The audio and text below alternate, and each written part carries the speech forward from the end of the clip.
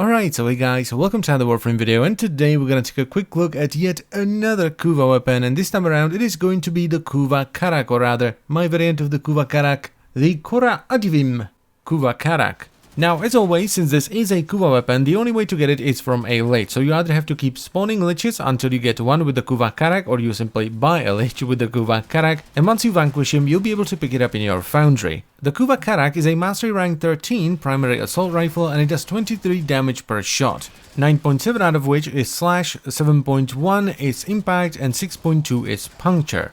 It also comes in with a solid 23% status chance, a slightly above average 2.1 times crit multiplier, and really nice 31% status chance. And other than that, it is extremely accurate. It can fire up to almost 12 rounds per second. It has a 70 round magazine with 540 spare rounds and pretty swift 1.7 second reload. Oh yeah, and it also comes with an 8 punch through of 0.2 meters. So when we jump over to the arsenal screen to compare it to the Karak Wraith, we can see a lot of green with the exception of the damage, because the Kuva Karak actually does less damage than even the standard Karak. This however is really not a big deal because the secondary stats just make up for it. Now, since once again this is a Kuva weapon, you ideally want to put on 5 Forma to extract all the mastery from it and to also unlock the ability to install on a lens, but realistically you only need to put on 2, both of which are going to be a V. So the setup I ended up with is running Serration for damage, Split Shimmer for multi-shot, Point Strike for crit chance, Vital Sense for crit damage, then Vigilante Supplies for the ammo mutation, but also the overcrit bonus from the set.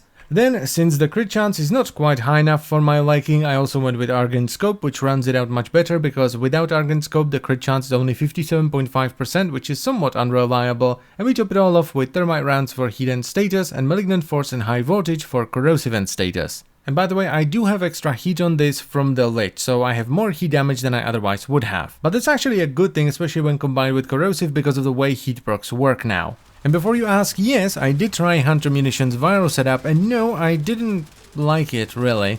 But if you'd like to run it, it's pretty straightforward. Just take out the third dual stat mode, put in Hunter Munitions, and then switch over to viral. The corrosive and heat setup just works a lot better because of the high fire rate, so you're stripping armor really fast and you're still getting slash procs. Not as many as with the Hunter Munitions viral setup, but you're still getting them. I was actually quite surprised at how much damage I was able to squeeze out of this without a Riven. It performs really well. The only thing that kind of annoyed me, but not really, were the constant impact and heat procs, which made the enemies flail all over the place, which made headshotting them much harder. But that is quite a bit of a stretch, because it's gonna happen on, well, literally any weapon that has heat and impact. Also, while the corrosive and heat setup works really well for the Grenier, Corrupted and Infested, it's not that great for Corpus. It's fine for low levels, but when you go up against high levels, I would very much recommend you go with Gas and Electricity instead. It's just much better. The toxin from the gas clouds will bypass their shields, and it will give you a nice bit of AoE as well. The gas and electricity setup is so nice, in fact, I would actually recommend you run it for pretty much anything that's below level 30 in addition to high level Corpus. If, of course, you're willing to switch it around. Now, I do have a bit of a soft spot for the Karaks. They're just so wonderfully boring. You know, the uniqueness of the Karak lies in the Karak not being unique in any way, shape or form.